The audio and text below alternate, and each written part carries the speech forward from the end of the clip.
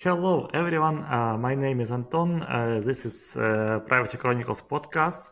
Today we also have Kate as our co-host, and we have a beautiful guest, Ellie Blore. And today's episode is called "Implementing Data Protection Culture with Ellie Blore." Hello, Ellie. How are you? Thank you very much for having me join you on your webcast. I'm very well, thank you. Great. So let's start actually. And our first and very important question is really very important is as follows. Please tell us about your role in data protection and what do you actually do? For the last 7 years, I've been the data protection officer for Best Companies. Best Companies exists to make the world a better workplace. It starts with our measurements, which uses an academically robust methodology. Our reports empower our clients to make informed decisions to drive improvement across their organisations, which are shared across the Best Companies community and beyond, and serve as a benchmark for best practice. As the DPO here, I'm tasked with monitoring and reporting on our organisation's compliance with the UK GDPR, the standards we uphold, such as ISO 27001, but most importantly, I'm here to embed a culture of data protection across our organisation. Okay, thank you very much for such a great answer. Kate? Yeah, I just wanted to ask, so we are talking about data culture or privacy culture, or we can name it numerous ways, and still, but what is actually the privacy culture as what we're talking about, what we're discussing? What is this the issue that we have to address, that we have special people to care for? Because when you go to the organization and say, oh, I see poor data practices in here, it is not always like say take it well. So when we are saying that guys, we need to work on, for example, on our privacy culture, they don't understand what it entails. So how can we define this privacy culture thing? Yeah, I think if you consider what my role actually is, it's about ensuring compliance with the GDPR. Now, you can't do that on your own. As much as I am responsible for ensuring those that the company is operating compliantly, it's not enough for responsibility for one person only to carry it out. So when we talk about having a data protection culture, it's supporting the organisation and the rest of the team members across that organisation to understand the responsibilities that they have for maintaining data protection in everything that we do. It's about supporting them in learning how to make it their priority as much as part of their job role. So they're not just seeing it as something that you do, but actually something that everybody needs to do across the organisation. When you think of the different aspects of the GDPR in terms of what the benefits are, so regulatory compliance, of course, but it's also about building trust. And if you think about your customers, your partners, any other stakeholders across the business, at the end of the day, trust sells, and organizations, especially data protection and security, are so interwoven that organizations want to work with other organizations that are doing the right thing. And that's not just obviously the ethics side, but they're actually looking after sort of the personal data that's being either transferred across them or that is being used for whatever the purpose is. And that they have got those sort of risk mitigation processes in place to ensure that they are doing what they say they're doing, that can be demonstrated. So that's why it's important, I think, in terms of ensuring that culture is there, so that everybody understands they've got a part to play. So basically we can say that it's a state of art in some company, like how privacy things are done. Are there any privacy things? Okay, let's imagine me being a CEO of a startup or a SaaS company, and I just came into the room and say, okay, guys, girls, do we actually have privacy culture or not? What are the indicators? Tell me, please. Tell me, please. What are the indicators? Yeah, of course. So again, I think you've kind of touched upon it there, actually. You will always have a data protection culture. It's just whether it's a good one or a not so great one. So you will always have some sort of culture in place. If you want to try and identify how where your rating is, I suppose, in terms of actually seeing if you've got something that is actually making a difference, then start by talking to different people across the organization. Not just managers and senior management team, but those that are actually on the floor doing the day-to-day tasks. How transparent have you been with your processes? How much do they know where to look? How accessible are your policies? Do they know where they are, what the expectation of their role and what's expected of them? Do they realise that it's actually in their interest to know what your policies and processes are? Look at your training and awareness. Is it something that you just do as a tick box once a year?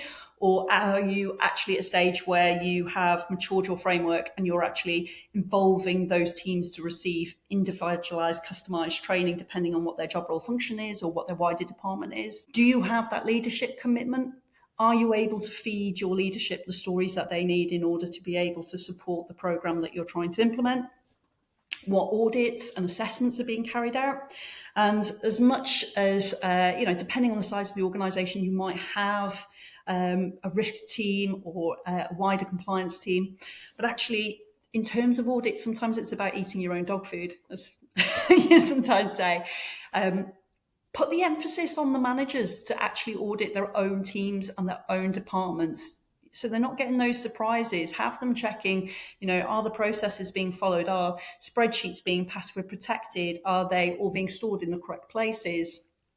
Have them test themselves before you're coming in to sort of check their homework, if you like. As I said before, you can't do it all, and you need the wider organisation to support you in what you're trying to do. So that's kind of some of the indicators that I would look to look for if I was looking to see how mature a framework that organisation had in terms of a data protection culture. Yeah, I agree. I really like this. You mentioned stories of some successful and non-successful privacy commitments and realizations. So this privacy culture lives in stories that are told on daily basis, like how we actually treat personal data, what happened when I don't know, tried to do some process and so on. That's a great, I think, point to be an identifier whether we do good or whether we do bad. Yeah, and I can further sort of push on that. So we sometimes talk about a data protection-centric approach. So when you think about data, or when people outside of our sector think about data, they generally think of potentially names, addresses on a spreadsheet. They don't actually think about the people behind those names and those addresses. And it's not all the same type of risk. So when we talk about in our induction programs, we'll talk about, names are often thought about as a field of data, but actually it's more than that, because depending on who that individual is, a name for one person or address for somebody carries a higher risk than others. For example, somebody in a retail environment having their name and email address breached won't carry as much weight as maybe a individual within a pharmaceuticals company or a financial institute. So, and then of course, obviously the seniority of the role would also play a bigger part. So it's understanding, it's having those stories to be able to tell them what the impact is. It's not just a list of names or a list of email addresses on a spreadsheet. Actually think about what the potential personal risk is to those individuals. Yeah.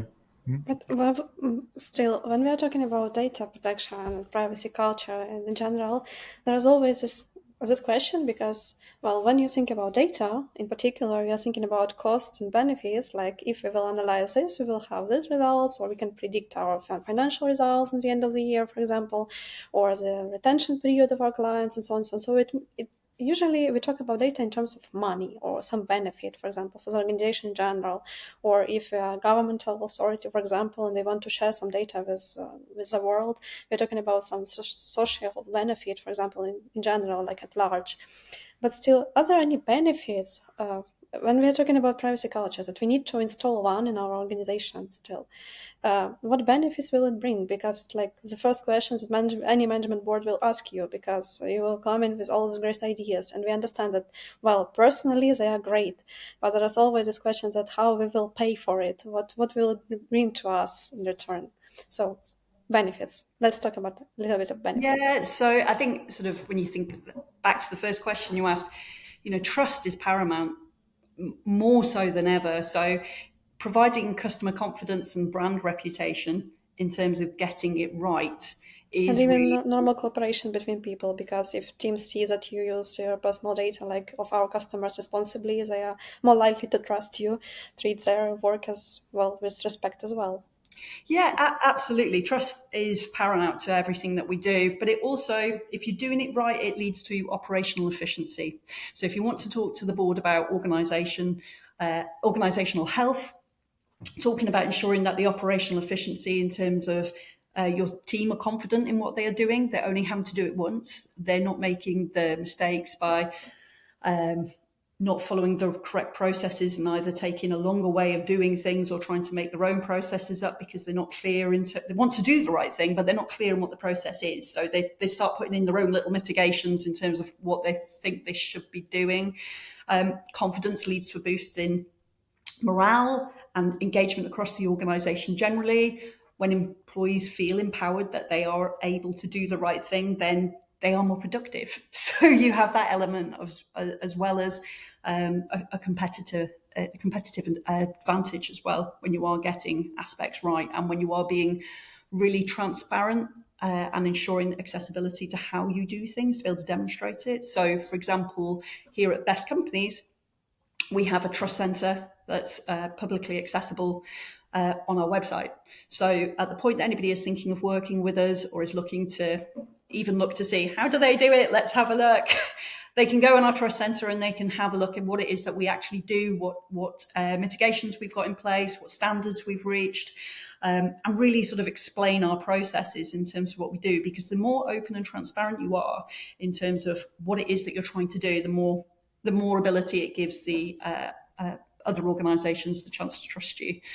So they're sort of in short, some of the benefits for a privacy culture. I would mention also that if you will establish like some data practices, it will cost us little money, basically, because we have all the data in correct places. We have all the access rights that we can revoke easily because it's a part of privacy culture that you are not poking your nose into something that you are not working with. Basically, that's like this is a basic principle. And of course, I always thought that trust centers are a good tool, for example, to say that we will spare extra costs on vendor assessments, So everything basically is on the website. You can go there and keep everything that you need for a vendor assessment. Just leave us alone. Yeah, it for sure, it definitely reduces the amount of inquiries you get if everything is just there and available for people to go and say, oh, I need to understand this, this, and this. Oh, they've got their data processing record online, so I can easily see what it is that they're doing and be able to utilize the information that they've made public. I don't need to contact them and ask 20 questions on what they're doing and I don't understand the terms. It's all there in front of them. And I think the other things that people perhaps fall down on is the training and awareness. A lot of the time organisations go, we have to pay for it, and they have to try and balance the cost of not only paying for training and providing that training, but also the time taken for the individual out of their job in order to do it. And they see it as quite an expensive task. There are so many resources out there that are free and really good in order to be able to support your team members in terms of trying to provide them with training that is actually helping them do what it is they need to do or be better at what they do. So, for example, for developers, you might want to send them to the OWASP website, look at Juice Shop, look at WebGoat, try Hack Me, lots of really fun educational pieces that are already out there and available. There's also the Open University. They've got a really good 8-module course for Introduction to Cybersecurity. All of our privacy champions have been through those 8 modules. Again, it's free, but it's really comprehensive. For those that are decision makers within the business, we do send them on a course, but it's a course with a recognised certificate at the end of it rather than a certificate of participation. So we put them on the IT Governance EU GDPR Foundation certificate. It's a full day's course and it is time out, but they understand it that little bit better, and that helps them make informed decisions when they're coming to do that, any of the education pieces. So it's really important that your entire organisation sort of embraces that data protection element. Yes, you are there to support guidance, provide guidance and best practice, and speak to clients when it's needed. But actually, if you can just empower the rest of your organisation in doing great things, it can really sort of lift the opportunities across the organisation. Basically, you have to like encourage them to learn, and well, to make them sure that it actually applies to their job, and but it is always up to them to understand how much of their job is like in scope of the GDPR, so they can educate themselves on the things that are really important for them to do right. So it is basically, it is a part of general privacy compliance program, I believe. Yeah, it is. It needs to be part. You need a privacy program that runs all year round. You can't change culture in a day, and neither is a day long enough in order to embed a advanced or mature data protection culture. You need to put yourself in a position where you can have that understanding of what's actually going on across the organisation. So by doing things like a gap analysis audit, speaking to people across the organisation, ensuring that your policies and procedures are accessible, all of those aspects can look to ensure that you can implement something that is effective. Yeah, I think it's kind of paradigm shift in minds of people. So one way of behavior is, okay, I see a file, a spreadsheet with, I don't know, 100, 1000 data pieces of different people. Everyone got access to it. Okay, I'm fine. I just took what I wanted. And that's good. I just control, and then on the other hand, when I'm trained, when I know that it's not good, it's not all right, I ring a bell. I say, okay, guys, maybe we're doing something wrong. And in case organization reacts on it healthy, like say, okay, great, it's great that you spotted it.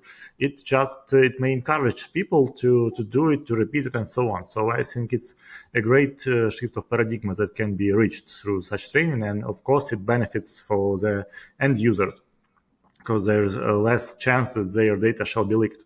Okay, that's good. So let's imagine, okay, I'm the CEO of this SaaS company. We have done some privacy stuff. So we have privacy policy on our website, cookie policy, and it really works. Yeah, with cookie banner. And then I took a look at our podcast, like Privacy podcast with Ellie Blore, about implementing privacy as a culture. And I think to me, like, okay, so what is the path of implementing this privacy culture? If someone could name me 3 or 4 steps to implement this privacy culture and to walk me through it, Ellie, what would be these 3 steps of implementing this privacy culture into a company? Like, can you name maybe in plain words, like, okay, go here, take this, and implement. you know?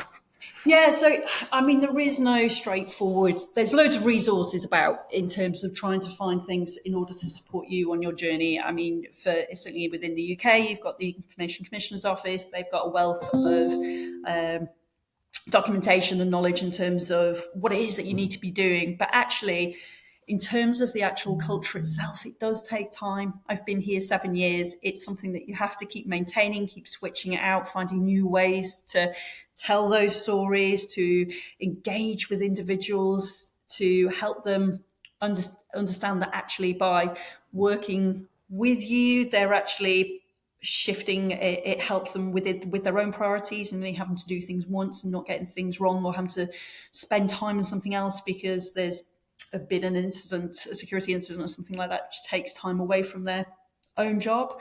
I think it's really important to think about the language that you use. You know, we're not the data protection police. We are not there to come and tell people off. That's not our job.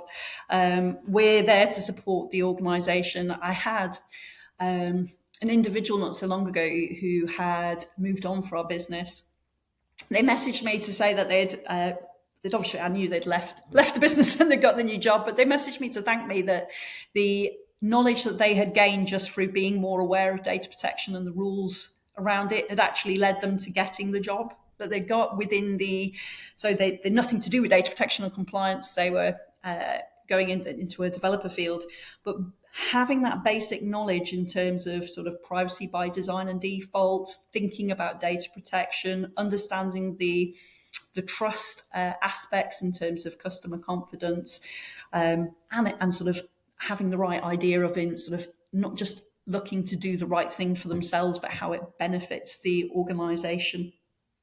being able to talk about all of that within their interview had got them the job over over individuals that actually were potentially better qualified. You can teach skills, but actually having some of those understandings of something that wouldn't necessarily be, that's my responsibility, data protection is my responsibility, being involved, having that little bit of extra understanding, it can make such a difference to your organization by having people think that way, and accepting the sort of responsibility of trying to put something in place. So it's those sorts of elements, really, as I said before, about having those regular assessments. Don't just feel like it's only you that has to do them.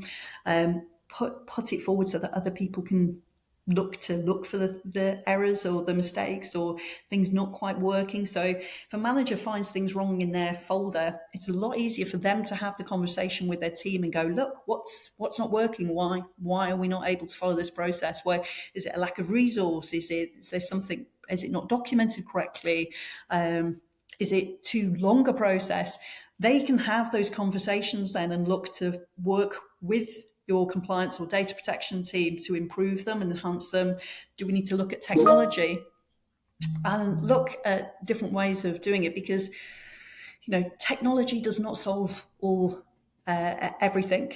There are gaps in technology that we become the first line of defense, if you like, as individuals within the workforce. It's not perfect. We have to sort of be there to sort of ensure that we are spotting where it's going wrong. So we're always going to need individuals across the organisation to take responsibility for those sorts of aspects. Yeah, thank you for the chance. A great story about this developer who actually found a new job because of like mutual privacy values. Yeah, so when you hire someone and you know that he's or she is already in like the same understanding, the same mind stage about all this privacy stuff, it actually benefits such a person because we don't have to onboard him with this long privacy way, but he or she can also bring to our table some new privacy knowledge that will benefit us as well. That's a great example of as it is.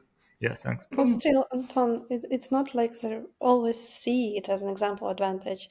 Sometimes, for example, software engineers teams, they are very reluctant to do anything about the awareness in privacy and data protection because they're like, it is your job to care for that. Why am I must be here in this process? I have a lot of work to do already. Please don't pile up another work for me. So it is always the need of, maybe inspiration to make them go there and explore that there is a lot of knowledge they don't have really. Another stock of skills, like Ellie said, that they have to develop. Like sometimes even some of them are asking, what is a secure programming or secure coding? Is this really a thing?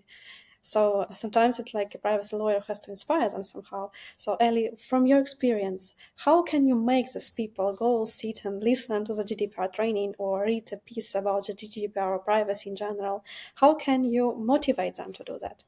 Yeah, and that is the key word in terms of motivating people to sort of understand how the differences and impacts that they can make.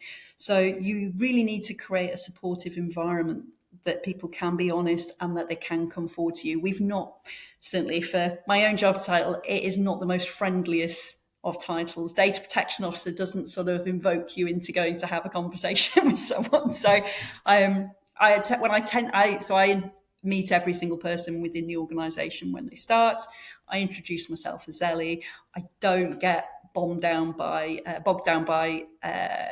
job titles and things like that. As long as they have an understanding of what it is that I am there for in terms of to support them, provide guidance. And our privacy champions, when we look to introduce them, we're very careful about the language that is used there as well. So they're not our eyes and ears going into their departments and listening out, ready to come and tell tales when something's going wrong. They're there to support and provide guidance. And when they need to think about data protection, hopefully there is somebody on the department who'll go, oh, I think we need to involve, we're using data in a new way. It's evolved more from, well, we have this data, so we can use it for this purpose. It's having that realization we're about to use it for a new purpose. Yes, we have that data. We need to involve Ellie.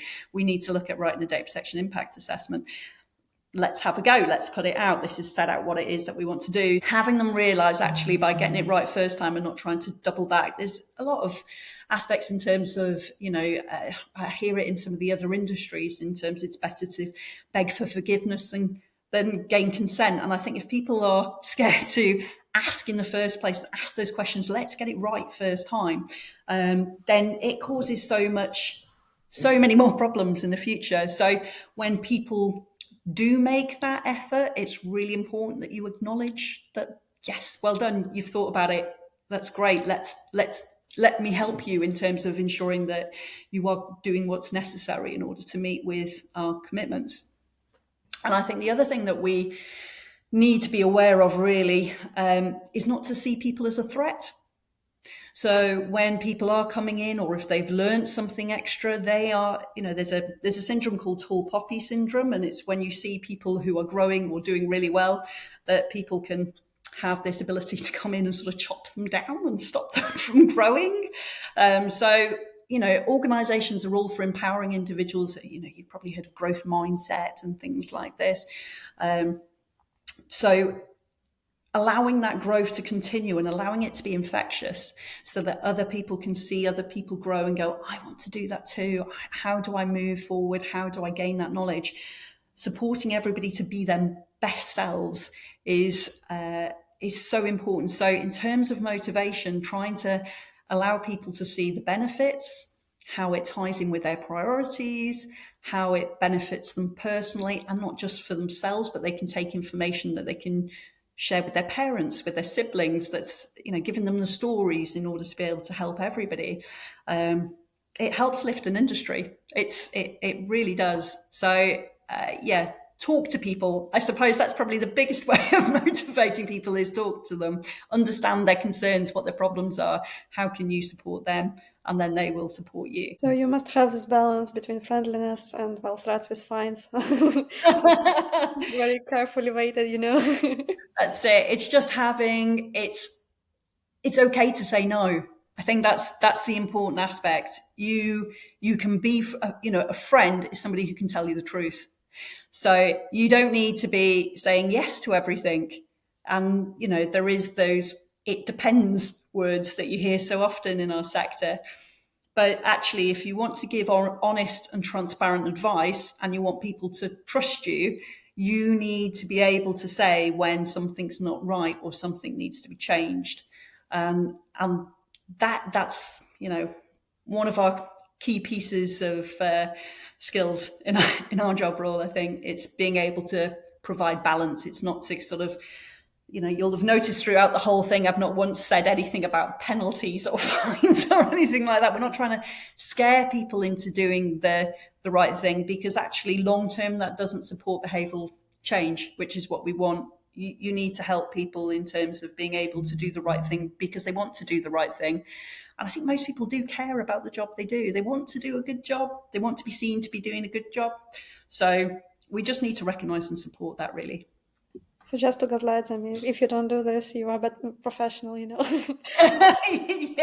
don't go there finger waving.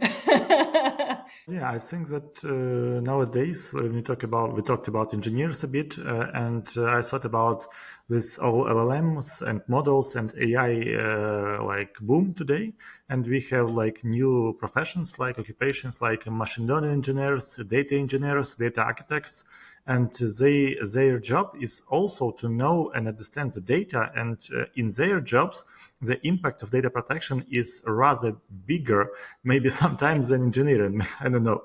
I believe that it's very important to communicate with them and to make them believe that knowledge of data protection will make them actually better professionals and will help the projects to be more successful. It's very important. So our last question to you today. I believe, I hope so, that many data protection officers are watching our show. And imagine me, and now I am this data protection officer in those SaaS company I mentioned. I came, the CEO hired me, and I try to push all this privacy data protection culture all around my organization. And people just turning away from me. I come with coffee and they say something like, "Okay, Anton, so who are you? Officer? What do you protect?" data, okay, bye. And then they do something and I don't know about it. And what should I do? How may I, maybe some little advice to overcome all this stuff and to become effective, really effective. So in my organization. Yeah, so I think you need to be a living example of what you're trying to achieve. You've got to do what you say you do. Tell everybody else to. It's not one rule for them and one rule for yourself. You also need to be your own cheerleader. I think there's you've heard of imposter syndrome, and hopefully the audience have heard about imposter syndrome. And I think certainly within the UK, there is an aspect that not always cheerleading yourself is somehow seen as an air of being humble. But I think instead it's not thinking less of yourself, it's just thinking of yourself less. So where you have that knowledge and you have that skill set and you know stuff, be confident and say, actually, it's this, but equally be vulnerable. So if you do not know and you need to go away and find out, ensure that that is what you say. And that will allow other people within your business where they aren't sure to go away. It's okay to go away and check. You don't have to know everything. You're never going to know anything. Sorry, not know anything. You'll definitely know stuff. But you'll never know everything Sure. is the best way of putting it. Again, think about your language. We're not there to sort of put people down or we don't want to be seen as a blocker. We want to be seen as a builder, and then look for ways in which we can help them do what they need to achieve, but in a way that is compliant. And as I've said before, acknowledge somebody's efforts when they've taken the time to come to you, when they've taken the time to fill in a data protection impact assessment. Don't just go in spotting all the mistakes and things that they've got wrong. Take the time to go, you've done some really good things here. This, and this.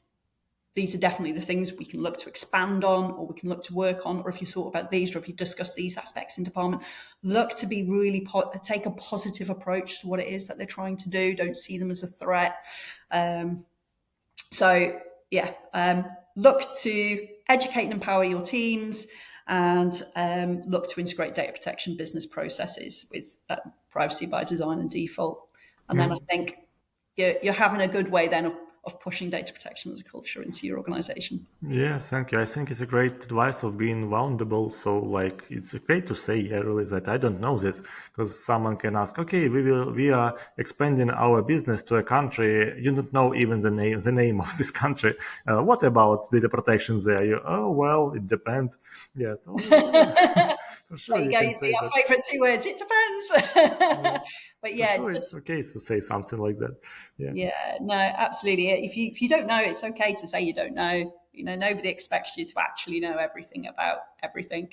Yeah, So it's impossible because everything is so dynamic, and you like in US or in UK or anywhere actually. So new laws or new regulations, new guidances, and all that stuff. You say, oh, okay, yeah, let's no, take a look.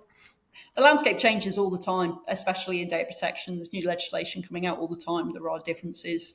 Look at the US. There's differences state to state. Never mind looking at country to country. So, yeah, it is. It's really important that you do take that sort of time to acknowledge there are differences, acknowledge that you don't know everything, and it's okay to sort of take a step back and find out the answer and come back. Yeah. Okay. Thank you very much for your time today. It was a great discussion. I believe we helped a lot of people to go through maybe their doubts about being good or bad privacy officer, like a data protection officer. And I believe that today is the start of their path of being even better and pushing privacy culture beyond any expectations. And on the sky is the limit. Yes. I On very this much positive so. vibe. And if anybody wants to connect with me on LinkedIn or have a conversation, they're more than welcome to do so. Yeah, sure. Okay, Kate, maybe some last words of this episode. Yeah, no, thank you very much to you both for having me on and inviting me to share. I think it is very, very important that as an industry we do support each other.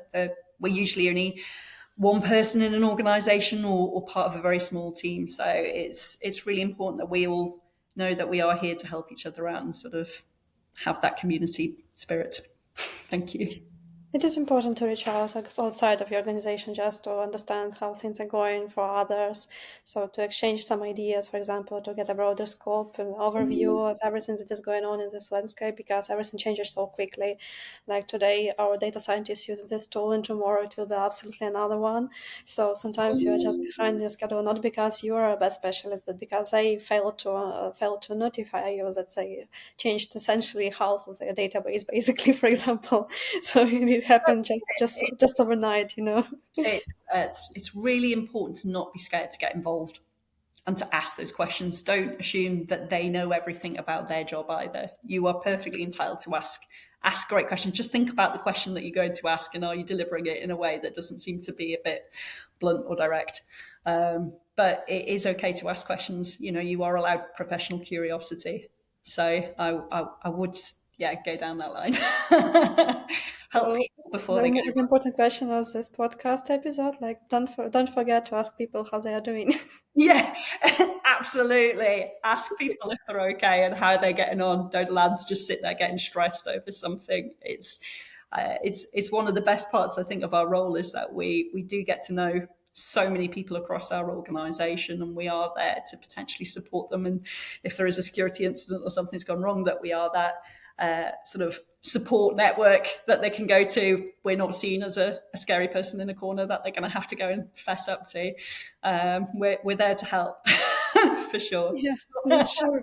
So thank you. It was absolute pleasure to talk to you, Ali.